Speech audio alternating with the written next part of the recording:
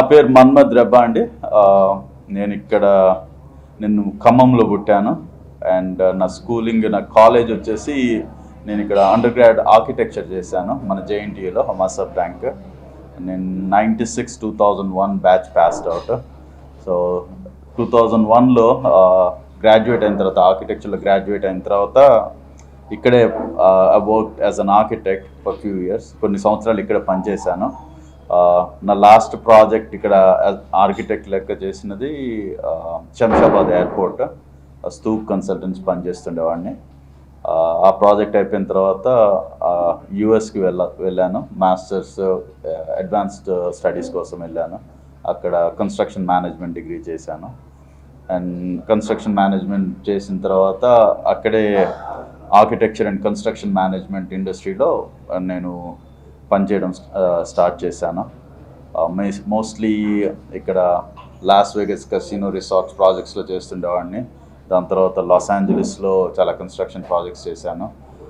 అలా చేస్తుండగా ఫ్లోరిడా మయామీలో ఒక అండర్ ఓషన్ టనల్ ప్రాజెక్ట్ ఉండే, దానికి వర్క్ స్టార్ట్ చేశాను. సో అది చేస్తుండగా నాకు కొంతమంది ఫ్రెంచ్ ఇంజనీర్స్తో ఈ ట్రయాథ్లాన్ అనేది ఇంట్రడక్షన్ జరిగింది. నేను అంతకుముందు వరకు నేను కొంచెం హెవీ వెయిట్ ఉండేవాడిని, 95 కేజీలు అలా ఉండేవాడిని. రెగ్యులర్ అందరి లెక్కే లైఫ్ స్టైల్ ఉండేది, మంచిగా తినాలి, అదే చేస్తుండేవాడిని అందరు చేసినట్టే. అలాగా 95 కేజీలు ఉండే. సో ఏం చేయాలో తెలియకుంటుండేది. అప్పుడు ఆ టైంలో ఈ ఫ్రెంచ్ ఇంజనీర్స్ వాళ్ళు ట్రయాథ్లాన్ 5K రన్లు చేస్తుంటే వాళ్ళతో పాటు మొదటిసారిగా 2013లో 5K రన్ చేశాను. దాని తర్వాత ఈ ట్రయాథ్లాన్ అనే దానికి నాకు ఇంట్రడక్షన్ దొరికింది. ట్రయాథ్లాన్ అంటే 3 స్పోర్ట్స్, ఒక ఈత కొట్టాలి, దాని తర్వాత సైకిల్ తొక్కి, దాని తర్వాత పరిగెత్తాలి. ఆ 3 ఒకదాని తర్వాత ఒకరు చేస్తాం. సో నేను ఫస్ట్ ట్రయాథ్లాన్ సైన్అప్ చేసినప్పుడు నాకు ఈత వచ్చేది కాదు. సో కానీ నేను సైన్అప్ చేసి ఆ ట్రయాథ్లాన్ నవంబర్ 10, 2013లో మొదటి ట్రయాథ్లాన్ చేశాను. 2.5 నెలల్లో ఈత నేర్చుకొని వెంటనే ట్రయాథ్లాన్ చేయడం జరిగింది. అదే నా journey. It's like endurance sport జర్నీలో ప్రారంభం అక్కడి నుంచే స్టార్ట్ అయ్యింది, మయామి ఫ్లోరిడాలో. దాని తర్వాత ట్రయాథ్లాన్ అనేది ఒక డిఫరెంట్ డిస్టెన్సెస్ ఉంటుంది. నేను మొదటిసారి చేసింది 1 కిలోమీటర్ ఈత కొట్టి, 40 కిలోమీటర్లు సైకిల్ తొక్కి, దాని తర్వాత 10 కిలోమీటర్లు పరిగెత్తాడు. దాన్ని ఒలింపిక్ డిస్టెన్స్ ట్రయాథ్లాన్ అంటారు. సో అది మొదటిసారి చేశాను 2013లో. దాని తర్వాత 2014లో ఏమీ చేయలేదు. మళ్ళీ 2015లో మళ్ళీ వెయిట్ పెరిగిపోతుంటే ఐ స్టార్టెడ్ అగైన్. మళ్ళీ ట్రయాథ్లాన్లో సైన్అప్ చేసి అక్కడి నుంచి ఒక చిన్న ట్రయాథ్లాన్ నుంచి తర్వాత హాఫ్ ఐరన్ మ్యాన్ అని ఉంది. అదేంటి 70.3 మైల్స్, దట్ ఈస్ 145 కిలోమీటర్లు ట్రయాథ్లాన్. ఎంత 2 కిలోమీటర్లు ఈత కొట్టి, దాని తర్వాత 90 కిలోమీటర్లు సైకిల్ దొక్కి, 21 కిలోమీటర్లు పరిగెత్తెడుతుంది. దాన్ని హాఫ్ ఐరన్ మ్యాన్ అంటారు. ఫుల్ ఐరన్ మ్యాన్ వచ్చేసరికి 4 కిలోమీటర్లు ఈత కొట్టి, 180 కిలోమీటర్లు సైకిల్ తొక్కి, దాని తర్వాత ఫుల్ మ్యారథాన్ అంటే 42 కిలోమీటర్లు పరిగెత్తాలి. సో అప్పట్లో నేను 2016లో మొదటిసారి ఒక ఐరన్ మ్యాన్ రేస్ చేశాను. ఆ టైంలో ఐ డోంట్ థింక్ మన తెలంగాణ, ఆంధ్ర ఈ రీజియన్ నుంచి చాలా తక్కువ.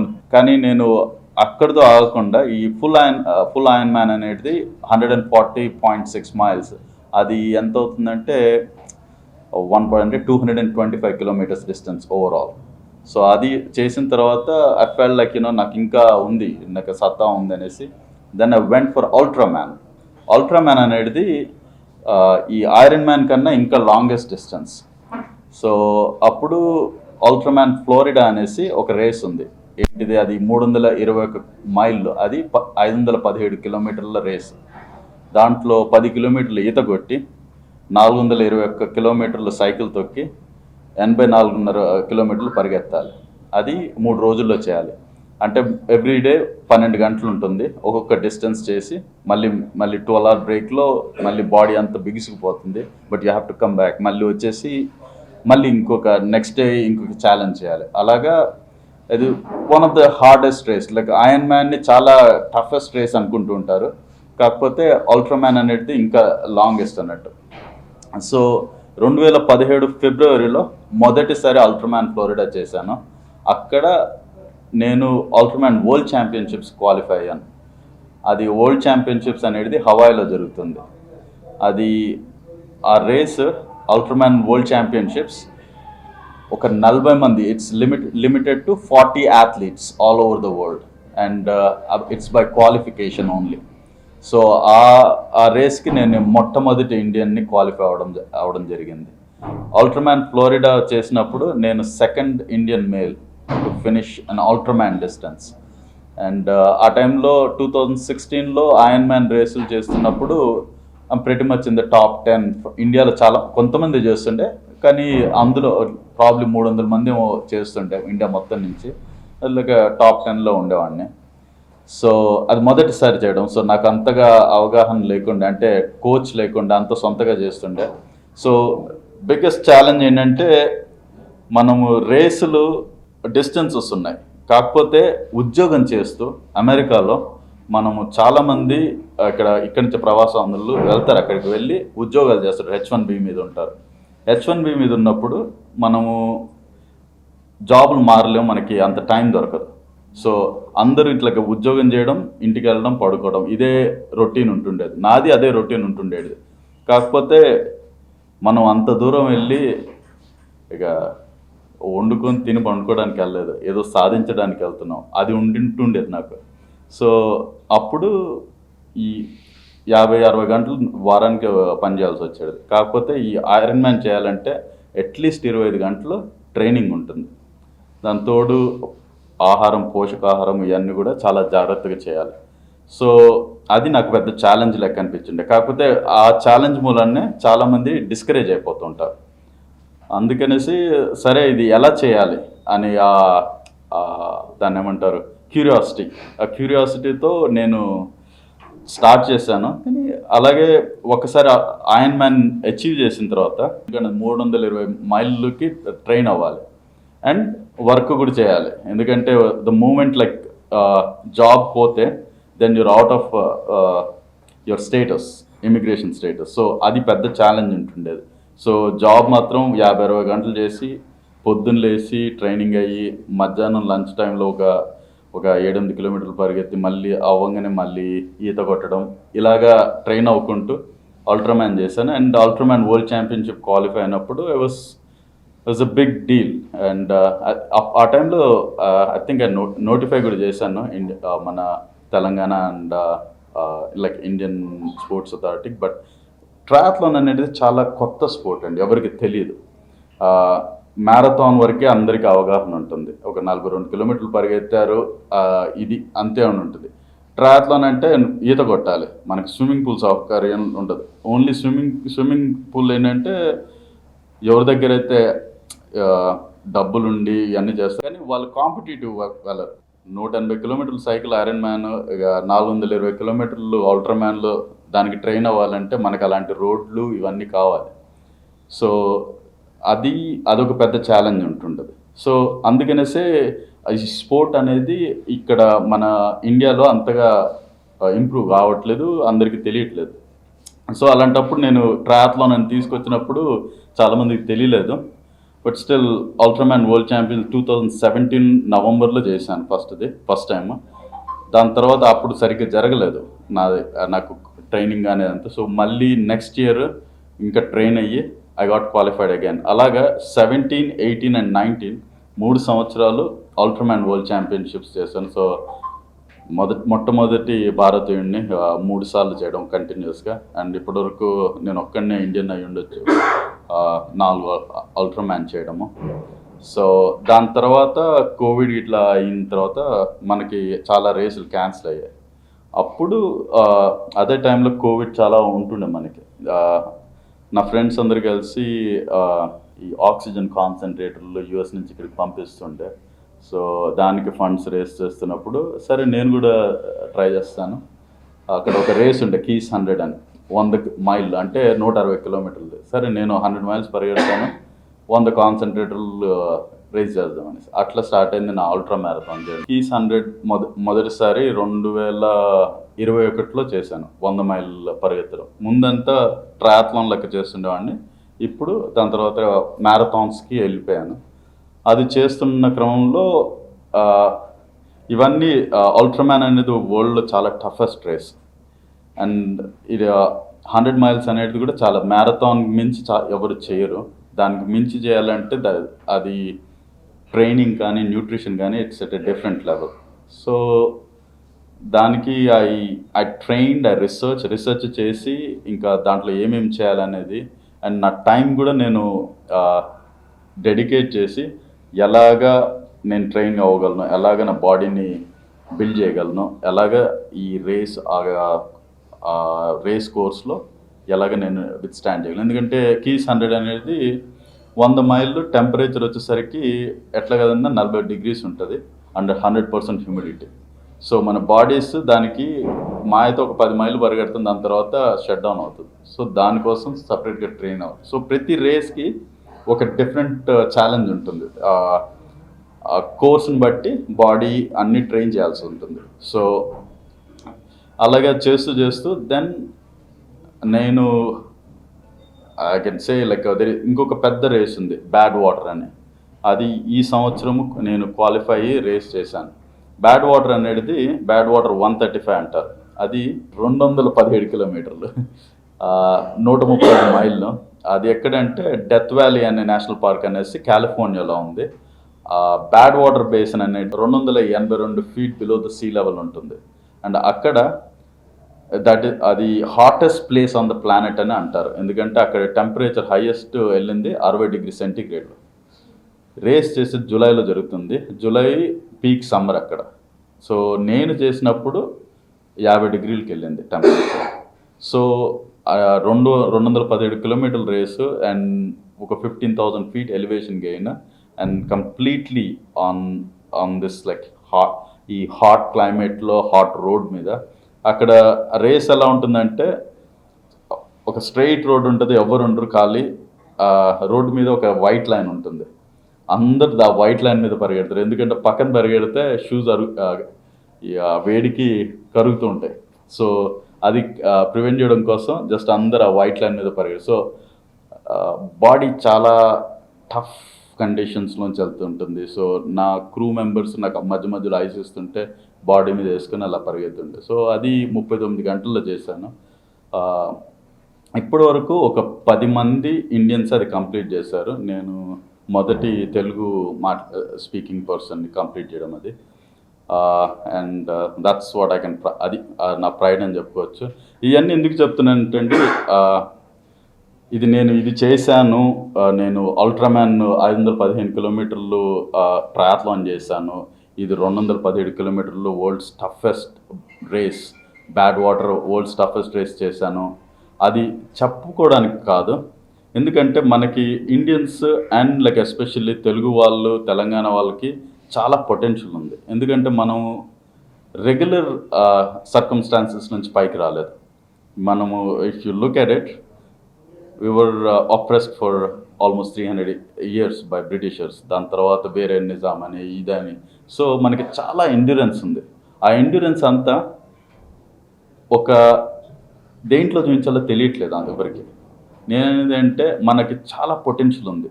ఒక్కొక్కరు if they use their energy correct దాంట్లో పెడితే చాలా సాధించవచ్చు. నేను ఇవాళ ఇక్కడ ఉండి ఎందుకు మాట్లాడుతున్నానంటే, ఈ నాలెడ్జ్, ఈ పాత్ నాతో అంతం అవ్వద్దు. ఇది నేను I have to open doors for every one. So ఈ అవగాహన తీసుకురావడానికి, నాలెడ్జ్ తీసుకురావడానికే ఇవాళ ఇంకా అరేంజ్ చేస్తూ వచ్చాను. So there is lot. అంటే లాస్ట్ ఇయర్ ఇంకొకటి మోయాక్ 240 అని ఉంది, అది 240 మైళ్ళు, అంటే 387 కిలోమీటర్లు, 30,000 feet ఎలివేషన్ గెయిన్ ఉంటుంది. ఆ రేసు చేశాను. సో 4 రోజులు పట్టింది మొత్తం 387 కిలోమీటర్లు పరిగెత్తడానికి. అది కూడా మొత్తం ట్రెక్కింగ్ లెక్క ఉంటుంది, రెగ్యులర్ రోడ్డు కాదు, మొత్తం ట్రెక్కింగ్, కొండల్లో పరిగెత్తాలి. సో ఇలాంటి రేసులన్నీ చేయడానికి మనకి చాలా బేస్ చాలా కరెక్ట్గా ఉంది. ఎందుకంటే as Indians, as Telugu or like Telangana people, we overcame, చాలా ఓవర్కమ్ చేసి వచ్చాం ఈ స్టేజ్కి. అంటే చాలా ఎండ్యూరెన్స్ ఉంది. కాకపోతే ఆ న్యూట్రిషన్ కానీ మన లైఫ్ స్టైల్స్ కానీ మనం తప్పుదారులు వెళ్తున్నాం, వేరు వేరు తీసుకుంటున్నాం. అంటే ఫుడ్ హ్యాబిట్స్ కానీ ఒరిజినల్ ఫుడ్ హ్యాబిట్స్ నుంచి బాగా డీవియేట్ అవుతున్నాం, ఒరిజినల్ లైఫ్ స్టైల్ నుంచి బాగా లైక్ క్యాపిటలిస్టిక్ లైఫ్ స్టైల్కి వెళ్ళిపోతున్నాం. ఈ వెళ్ళడం మూలన ఈ హ్యూమన్ పొటెన్షియల్ అనేది ఇండియన్స్కి, అది మనం వీఆర్ గివింగ్ ఇట్ అవే. అందరం క్రికెట్ కానీ పెద్ద స్పోర్ట్సే చూస్తున్నాం. కాకపోతే మనం we're way above cricket or anything. చాలా పొటెన్షియల్ ఉంది, ఆ పొటెన్షియల్ని హార్వెస్ట్ చేయాలి. అది అందుకనేసి ఇప్పుడు నేను ఇక్కడికి వచ్చి చాలామందిని చూస్తున్నాను. ఒక లైఫ్ స్టైల్, మనందరం ఒక హ్యామ్స్టర్ వీల్ లెక్క ఒక సర్కిల్ ఇలా తిరుగుతూనే ఉన్నాం. కానీ చిన్నప్పుడు చాలా బాగా ఆడేవాళ్ళు చాలామంది. వాళ్ళు 25 సంవత్సరాలకు వచ్చేసరికి ఆ హై స్కూల్లో ఆడగలిగిన పరిగెత్తగలిగినది ఆ స్తోమత పోతుంది. అది ఎందుకు పోతుంది? ఎందుకంటే లైఫ్ స్టైల్ షిఫ్ట్ అయిపోతున్నారు, ఇంకా పొటెన్షియల్ షిఫ్ట్ అవ్వట్లేదు. ఆ పొటెన్షియల్ని ట్యాప్ చేసుకొని మళ్ళీ వస్తే నాలాంటి వాళ్ళని, నేను ఒక్కడిని కాకుండా అలా 100 మంది వెళ్ళగలుగుతాం ఇట్లాంటి వరల్డ్ ఛాంపియన్షిప్స్కి. నేను అల్ట్రామ్యాన్ వరల్డ్ ఛాంపియన్స్ ఓన్లీ 40 athletesనే ఇన్వైట్ చేస్తారు all over the world. I was like one of the 40 athletes every year for those ఆ 3 yearsకి. And bad water ultra marathon, అది ఓన్లీ 100 athletesనే పిలుస్తారు all over the world qualification తర్వాత. ఇప్పటి వరకు 1034 athletes ఆ రేస్ని కంప్లీట్ చేయగలిగారు. నేను 39 గంటల్లో కంప్లీట్ చేశాను. ఎట్లా కంపేర్ చేస్తారంటే ఇది ఎంత టఫ్ రేస్ అంటే 1000 మంది కంప్లీట్ చేస్తారు. మౌంట్ ఎవరెస్ట్ 6-7 వేల మంది ఎక్కారు, కానీ ఈ రేస్ మాత్రం 1000 మంది చేశారు. సో అంత టఫ్ ఉంటుంది అనేసి దీనికి చాలా ఇంపార్టెన్స్ ఉంది. ఎస్పెషల్లీ మ్యారథాన్ రన్నర్స్కి అది ఇంకా మక్కా కన్నా ఎక్కువ వెళ్ళినంత దూరం ఆ విలువ ఉంటుంది. Life goal is to do ultra marathon, అది bad water ultra marathon. So నేను కొంచెం ఆపర్చునిటీ వచ్చినప్పుడు పర్సిస్టెంట్గా వెళ్ళి అది పర్సూ చేసి I achieve that. And like ముందు కూడా ఇంకా పెద్ద రేసులు ఉన్నాయి, ఆ రేసెస్ చేసి ఐ వాంటెడ్ టు, నేను ఒక అవగాహన, ఒక నాలెడ్జ్ అందరికీ తీసుకురావాలనేసి అనుకుంటున్నాను. అందుకనేసి యూనో మీకు ఇంకా చూపించగలను, చాలా ఉన్నాయి రేసెస్. ఈ ఒక చిన్న శాంపుల్ ఇచ్చాను. ఒక ట్రయాథ్లాన్లో హైయెస్ట్ ఐరన్ మ్యాన్, అల్ట్రామ్యాన్, రన్నింగ్లో marathon, bad water ultra marathon, Moab 240, keys 100, అంటే 100 మైల్ అంటే 160 కిలోమీటర్ల రన్లు, 387 కిలోమీటర్ల రన్లు, 217 కిలోమీటర్ల రన్లు చాలా ఉన్నాయి. అండ్ మనం ఇంకా ఎక్కువ పరిగెత్తగలం. మనం ఒకప్పుడు చూసుకుంటే ఒక ఊరికి ఇంకొక ఊరికి కాలినడక మీద వెళ్ళేవాళ్ళం. అది ఒక్కసారి కాదు, పొద్దున ఒకసారి సాయంత్రం ఒకసారి వెళ్ళేవాళ్ళం. మనకి చాలా ఉంది. ఇప్పుడు ఎవరినన్నా నడవమంటే ఇక్కడి నుంచి కారదంగా నడుస్తారు, అక్కడి నుంచి ఇంకెళ్ళరు. సో ఎందుకంటే మనం ఆ లైఫ్ స్టైల్ చేంజ్ చేసుకుంటున్నాం. కానీ ఆ లైఫ్ స్టైల్ చేంజ్ చేసుకోవడం వలన ఏంటిదంటే ఆ హ్యూమన్ పొటెన్షియల్ని చంపేస్తున్నాం. అది ఎలాగ తీసుకొచ్చి మనం ఇంకా యంగర్ జనరేషన్కి హెల్దీ లైఫ్ స్టైల్, హెల్దీ లివింగ్కి ప్రోత్సహించాలి. ట్రైనింగ్ ఎవరికంటే నేను ఎండ్యూరెన్స్ కోచ్, అథ్లీట్ని, అట్ ద సేమ్ టైం కోచ్ని, యూఎస్ఏ ట్రయాథ్లాన్ కోచ్ని.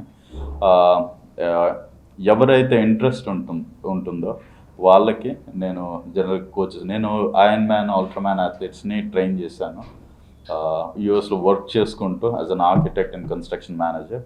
ఇక్కడ ఆన్లైన్ కోచింగ్ చేసి వాళ్ళని రేస్ కూడా చేశారు. సో నేను ఇప్పుడు వచ్చి వర్క్షాప్స్ అన్న పెట్టి కానీ అలాంటిదన్నా చేద్దామని అనుకుంటున్నాను. సో బట్ ఎట్లాంటి ప్రోత్సాహం దొరుకుతుందో దాని మీద డిపెండ్ అవుతుంది. కాకపోతే ఈ టాలెంట్ ఆర్ నాలెడ్జ్ని నేను ఆల్మోస్ట్ 10 సంవత్సరాల నుంచి గ్యాదర్ చేశాను. అండ్ ఒక వరల్డ్లో రీచ్డ్ ఎట్ సర్టన్ లెవెల్.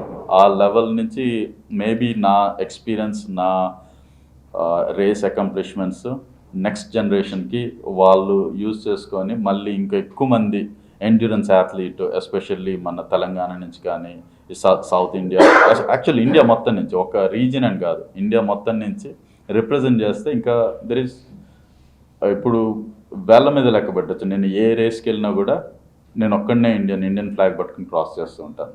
అసలు ఫస్ట్ ఇండియన్ అంటుంటారు. మెక్సికో వెళ్ళాను మొన్న, అక్కడ అప్పటివరకు ఎవరికి తెలియని కూడా తెలీదు. సో అలాగా చాలా రేసెస్ ఉన్నాయి. సో మనము ఐటీలోనే బాగా పైకి వస్తున్నాం, కానీ ఎండ్యూరెన్స్లో ఎప్పుడో బాగా పైకి ఉన్నాం, కానీ ఆ ప్లాట్ఫామ్కి వెళ్ళి రేసెస్ సత్తా చూపించట్లేదు. అది మనం లైఫ్ స్టైల్ చేంజ్ చేసుకుని ఒకరికొకరు ప్రోత్సహించుకుంటే ఇంకా పైకి వస్తాము, ఇంకా మన దేశానికి రికగ్నిషన్ వస్తుంది. సో ఎస్పెషల్లీ రేస్లో స్టార్ట్ అవ్వడానికి ద బిగ్గెస్ట్ ఛాలెంజ్ ఏంటంటే your working full time work చేస్తున్నారు as an immigrant in United States. So time అనేది లిమిటెడ్ ఉంటుంది, రిసోర్సెస్ అనేటివి ఉండవు. అండ్ దెన్ బిగ్గెస్ట్ ఏంటంటే అన్ని సేవింగ్స్ అన్ని you have to put. Like ఇది ఏంటంటే యునిక్ థింగ్, ఎవరికి తెలియదు. మొదటి నుంచి అన్ని స్క్రాచ్ నుంచి you have to build. So financial struggles ఉంటాయి, తర్వాత టైం మేనేజ్మెంట్ స్ట్రగుల్స్ ఉంటాయి, అండ్ ప్రొఫెషనల్ స్ట్రగుల్స్ ఉంటాయి. వేర్ లైక్ వర్క్ డెలివర్ చేయాలి, at the same time you have to train అవ్వాలి. అసలు రెండింటికి చాలా పెద్ద కాన్ఫ్లిక్ట్ ఉంది. టైం మేనేజ్మెంట్ చాలా ఛాలెంజింగ్ ఉంటుంది. At the same time exhaust అయిపోయి లైక్ పొద్దున హాఫ్ మ్యారథాన్ పరిగెత్తేవాడిని, మళ్ళీ సాయంత్రం ఆఫీస్ అయిన తర్వాత ఇంకో హాఫ్ మ్యారథాన్ పరిగెత్తి దాన్ని కుక్ చేసుకొని తినాలి, పడుకొని మళ్ళీ నెక్స్ట్ డే మళ్ళీ రిపీట్.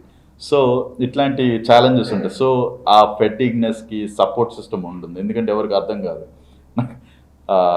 ఇప్పుడు ఇంత రేస్ చేస్తుంటే you eat a lot, right? చాలా తింటాము, ఆ క్యాలరీస్ తీసుకోవాల్సి ఉంటుంది.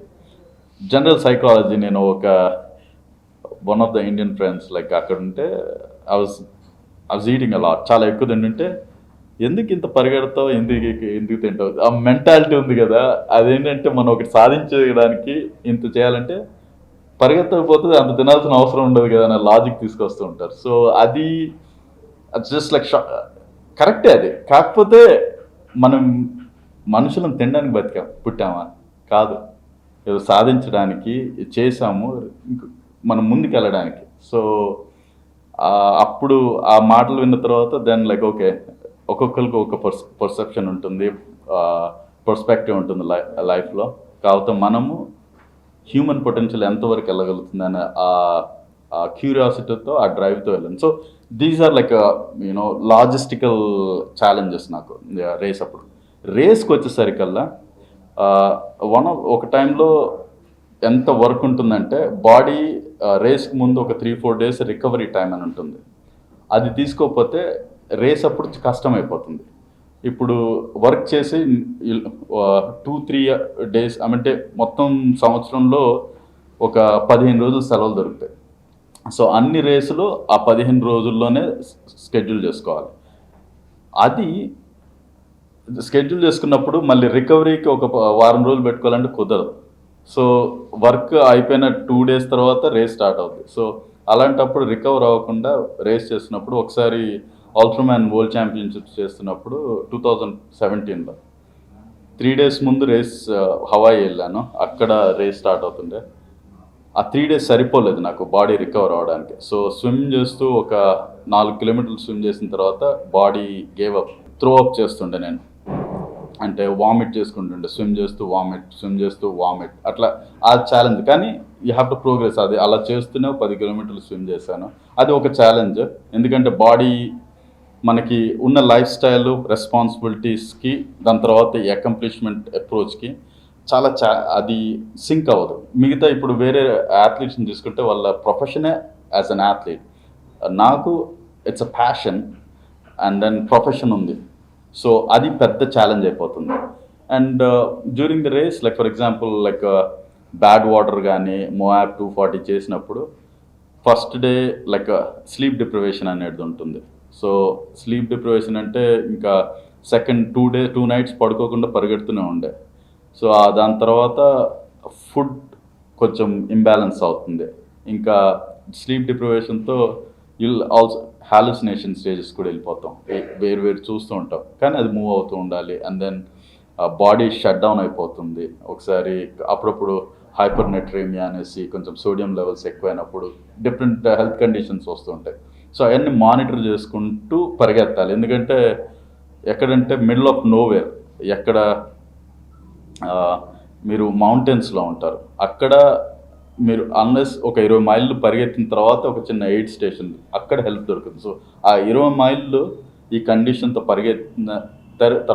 పరిగెత్తాలంటే అది ఛాలెంజ్, అది చాలా మెంటల్ ఛాలెంజ్ ఉంటుంది. అండ్ దాని తర్వాత ఇంకా ఫుడ్ కూడా క్యారీ చేయాలి ఆ టైంలో. సో చాలా కాంప్లెక్స్ లాజిస్టిక్స్ ఉంటుంది ఈ పెద్ద long distance. And on top of it you'll have like financial challenge. ఎందుకంటే ఇది ఫ్రీ రేస్ కాదు. ఒక యూఎస్కి వెళ్ళాలి, అక్కడ అన్ని అకామిడేషన్ అన్ని చూసుకోవాలంటే ఒక రేస్ వచ్చేసరికి ఒక $10,000 అవుతుంది. సో అట్లాంటి ఛాలెంజెస్ ఉంటుంది. కానీ since I'm working like save చేసుకొని అలాగా చేయగలుగుతాను. కానీ మనము ఇండియా నుంచి కానీ తెలంగాణ నుంచి కానీ ఎక్కువ మందిని రిప్రజెంట్ చేయాలంటే ఒక ప్లాట్ఫామ్ ఉండాలి, ఒక ట్రైనింగ్ గ్రౌండ్ ఉండాలి, ఇక్కడ లోకల్ రేసెస్ ఎక్కువ ఉండాలి. దాని తర్వాత ఎక్కువ మంది, ఒక 1000 మంది ఈ చిన్న రేసులు చేస్తే దాంట్లో 100 మంది ఇంకొంచెం పెద్ద రేస్ చేసే వాళ్ళు దొరుకుతారు. మళ్ళీ ఆ 100 నుంచి ఒక 10 మంది వరల్డ్ ఛాంపియన్షిప్స్ కానీ ఇంటర్నేషనల్ రేసుల్లోకి వెళ్ళి అక్కడ మన పేరు నిలబెట్టగలుగుతారు. సో ఇవి బేసిక్ ఛాలెంజెస్. ఇంకా డీటెయిల్లోకి వెళ్తే రేస్కి ఒక చాలా డిఫరెంట్ ఉంటుంది. ఇప్పుడు హవాయి వరల్డ్ ఛాంపియన్స్ చేసినప్పుడు ఈ ప్లానెట్లో మొత్తం 13 క్లైమేట్ జోన్స్ ఉన్నాయి. ఈ 13 క్లైమేట్, ఆ హవాయి ఐలాండ్ వీళ్ళకి వరల్డ్ ఛాంపియన్ జరుగుతుంది, ఆ ఒక్క ఐలాండ్ మీద 11 క్లైమేట్ జోన్స్ ఉంటాయి. ఈ రేస్ జరిగే ఆ పాత్ మొత్తము ఆ 3 రోజుల్లో 6 క్లైమేట్ జోన్ నుంచి పాస్ అవ్వాలి. సో బాడీని వితిన్ 2-3 అవర్స్ ఒక క్లైమేట్ జోన్ నుంచి ఇంకో క్లైమేట్ జోన్కి వెళ్తుంది, అది అడాప్ట్ అయిపోవాలి. సో అది పెద్ద ఛాలెంజ్. ఒక్కసారి అడాప్ట్ అవ్వలేదంటే అక్కడ యుల్ ప్రెటీ మచ్ లైక్ అక్కడ పోతుంది అండ్ ఆగిపోతుంది రేస్ మనకి. సో అది పెద్ద ఛాలెంజ్. సో అది చాలా మైండ్ఫుల్గా ఉండి దాని క్యాలరీస్ తీసుకొని ఇట్లా చేయాల్సి వస్తుంది. మోస్ట్లీ చాలా మంది అంటే వాళ్ళ పిల్లల్ని స్పోర్ట్స్ లో చేయాలంటే క్రికెట్ కావచ్చు, ఫుట్బాల్ ఇలాంటివి ఎక్కువ ప్రిఫర్ చేస్తున్నారు. అంటే మీరు ఇలాంటివి కూడా ఉన్నాయి, ఇవి చేస్తే కూడా ఫ్యూచర్ బాగుంటుంది అని అంటున్నారు. సో ఇలాంటి దానికి కూడా ప్రోత్సాహాలు పక్కన పెడితే గవర్నమెంట్ నుంచి కూడా కొన్ని ఎడ్యుకేషన్ కావచ్చు, గవర్నమెంట్ కూడా కొంచెం ఎంకరేజ్ చేస్తే బాగుంటుంది. తప్పకుండా అండి. ఎందుకంటే ఇది ఎండ్యూరెన్స్ స్పోర్ట్ అనేది, ఇప్పుడు క్రికెట్ ఏంటంటే ఒక ఎక్సైట్మెంట్ తీసుకొస్తుంది. మిగతా 2 టీంలు ఆడి ఒకరికొకరికి గెలవడము, ఆ స్ట్రాటజీని బిల్డ్ చేస్తుంది మనకి. కాకపోతే గెలుపు అనేది ఎదుటోడి మీద కాదు, గెలుపు మన లోపట ఉంటుంది. మన మీద మనం జయించినప్పుడు ఎవరినైనా జయించగలుగుతాం. అది ఈ ఎండ్యూరెన్స్ స్పోర్ట్లో మనకు అది ఇవ్వగలుగుతుంది. ఎందుకంటే అరే 2 కిలోమీటర్లు పరిగెత్తం చాలే, వాళ్ళకి ఆ మైండ్ సెట్ ఉంటుంది కదా, 50 కిలోమీటర్లు పరిగెత్తాలంటే చాలా ఆగకుండా ముందుకెళ్తామే, మన మీద మనం గెలిచి ముందుకెళ్ళగలుగుతాం. అది ప్రతి మనిషిలో ఈ స్పోర్ట్స్ చేస్తే మనం గవర్నమెంట్ ఏం చేసిందో కాకుండా ప్రతి మనిషి ఒక యోధుళ్ళకి వెళ్ళి చేయగలుగుతారు. అది లేదంటే ఎప్పుడు వాడి మీద గెలవాలి, ఇట్లా బాల్ వేసి వాళ్ళని అవుట్ చేయాలి, వీళ్ళని ఆపాలి, ఈ మెంటాలిటీనే ఉంటుంది. ఈ మెంటాలిటీ నుంచి స్వతహాగా మనం వెళ్ళి మన మీద మనం జయించామంటే అందరి మీద జయించగలుగుతాం. అది అందుకే ఈ ఎండ్యూరెన్స్ స్పోర్ట్ మీద ఎంఫసైజ్ చేయాలని గవర్నమెంట్ని కోరుకుంటున్నాం.